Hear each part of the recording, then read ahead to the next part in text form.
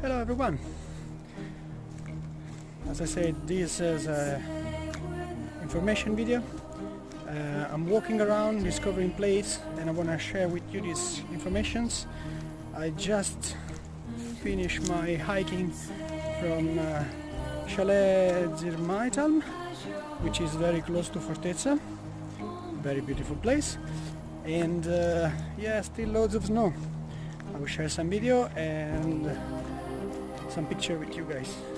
Stay tuned, and if you come into Fortezza on the Dolomites, and I'm ready to answer your question and let you know which path you can take.